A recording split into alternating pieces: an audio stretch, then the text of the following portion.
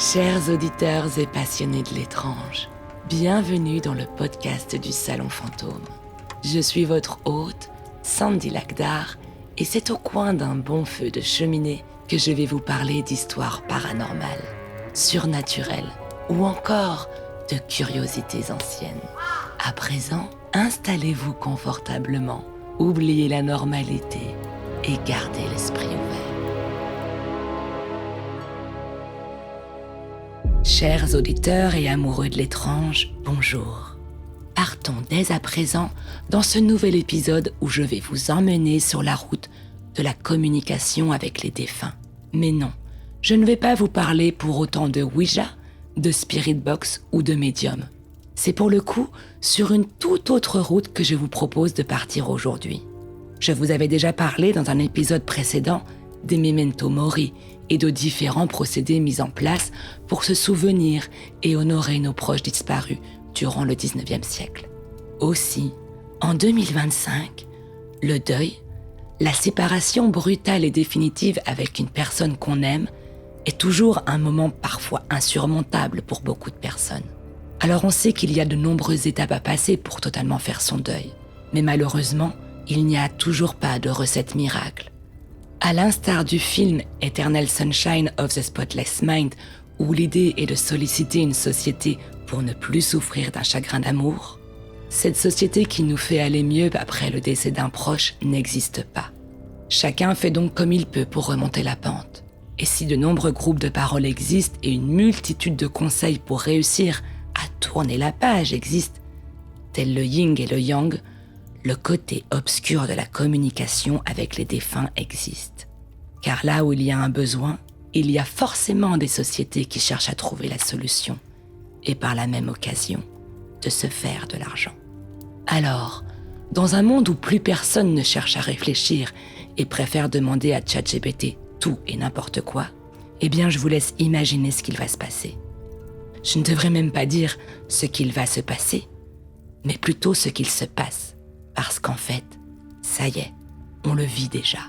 L'arrivée des AI Ghosts, comme les ont baptisés les Américains, est à notre époque bel et bien une réalité. Imaginez un peu pouvoir faire des FaceTime, recevoir des textos et tout simplement discuter avec vos proches décédés. De la science-fiction, me direz-vous? Eh bien non, c'est aujourd'hui possible. Et les sociétés d'applications qui proposent ce genre de service pullulent à vue d'œil, que ce soit Hereafter AI, Life Story AI, Project Infinite Life, Project December et j'en passe.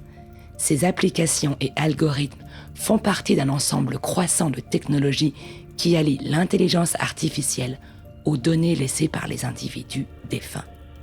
À l'aide de ces applications, vous pouvez soit communiquer avec un défunt, mais aussi préparer votre propre avatar fantôme pour vos proches en répondant à une série de questions et en téléchargeant vos informations. Cette option vous permet de contrôler votre fantôme, notamment en excluant certains secrets et en veillant à ce que votre apparence et votre voix soient optimales. Les fantômes IA, aussi appelés Deathbot, Griefbot, Clone IA, Avatar de la mort et Avatar post-mortem, sont de vastes modèles de langage construits à partir des informations disponibles sur les défunts, tels les réseaux sociaux, les lettres, les photos, les journaux intimes et les vidéos. Les fantômes d'IA sont interactifs. Certains sont des bots textuels, d'autres engagent des conversations verbales et d'autres encore sont des vidéos diffusées sous un format similaire à une session Zoom ou FaceTime. Alors évidemment, tout cela a un coût, et la création d'un fantôme d'IA peut varier selon les pays. En Chine, qui sont les pionniers en la matière et déjà largement habitués à cette technique, la facture peut aller à plusieurs centaines de dollars, alors qu'aux États-Unis, il faudra compter des frais pouvant atteindre jusqu'à 15 000 dollars. Si cette technologie est aussi fascinante que sordide, elle soulève de nombreux points en termes d'éthique.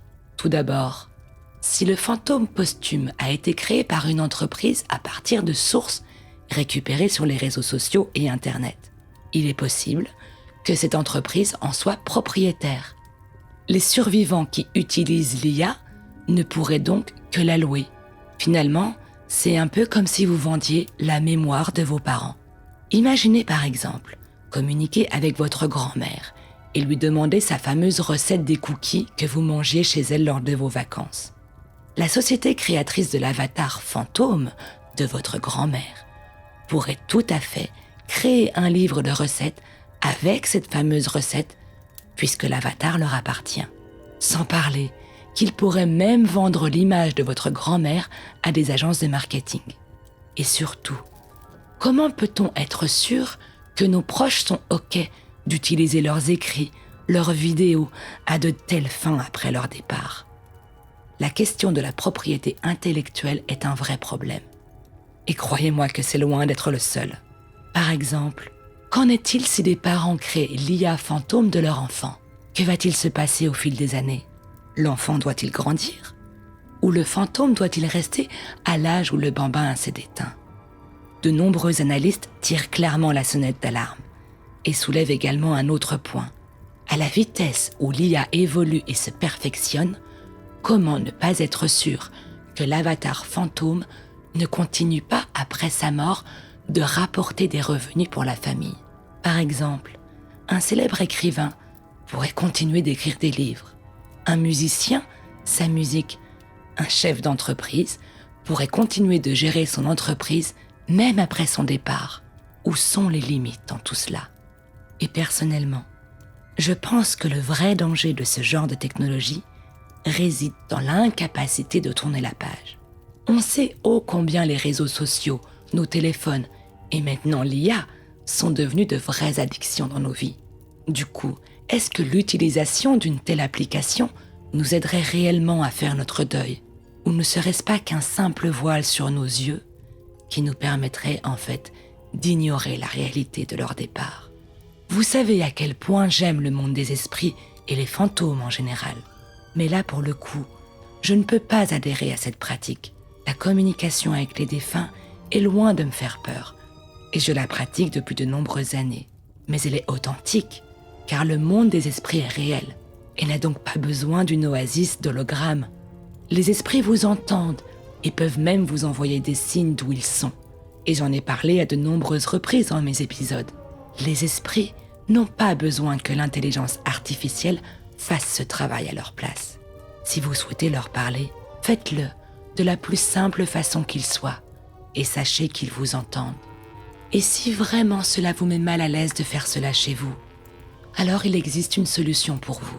Il s'agit des cabines du téléphone du vent. Mais quel est le rapport avec les défunts, me direz-vous? Laissez-moi vous raconter cette histoire et ce nouveau procédé pour dialoguer avec ceux qui sont partis trop tôt.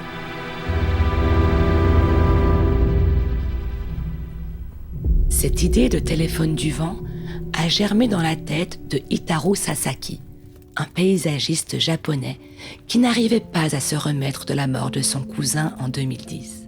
Avec son métier de paysagiste, Hitaru était régulièrement amené dans des jardins et en communion avec la nature.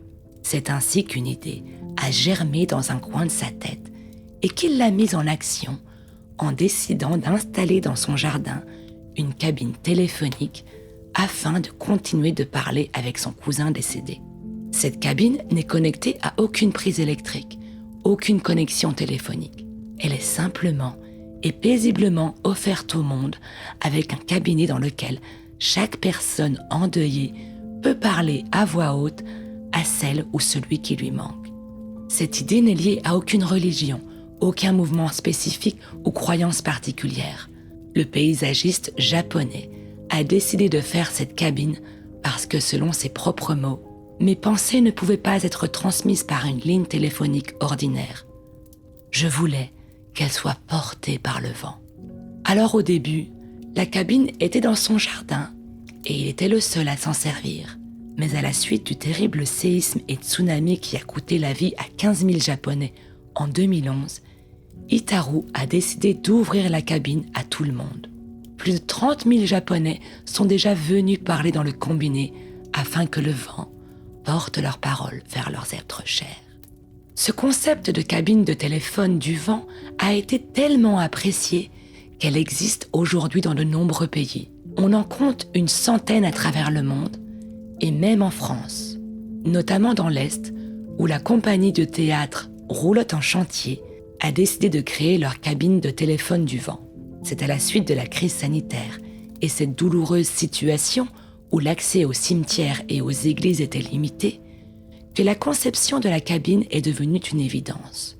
Plus récemment, une autre cabine est également née dans l'Hexagone, en Gironde, plus précisément à Saint-Selve, chez Marie Bertrand, qui en a pris l'initiative au printemps 2025, en installant l'espace téléphonique directement sur sa propriété.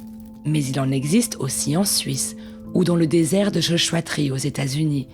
Là, c'est un couple qui a décidé d'ériger la cabine sur le lieu de l'accident mortel qui a emporté leurs 2 enfants.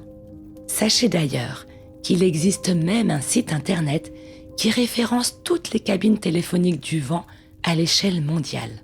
Sur ce site, vous pouvez également retrouver des conseils pour créer votre propre cabine, ainsi que de nombreux articles de journaux qui parlent des différentes cabines aux 4 coins du monde.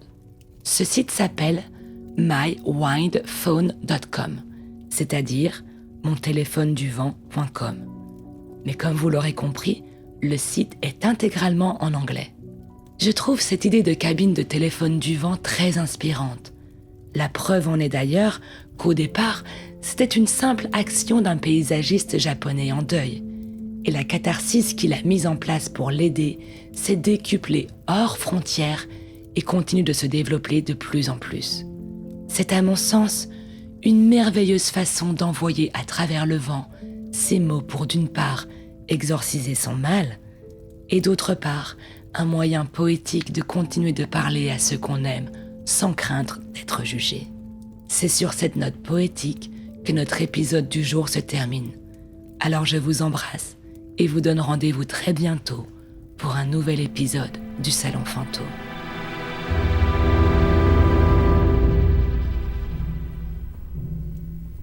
Alors que notre feu de ce soir touche à sa fin, souvenez-vous que notre monde est empli de mystères.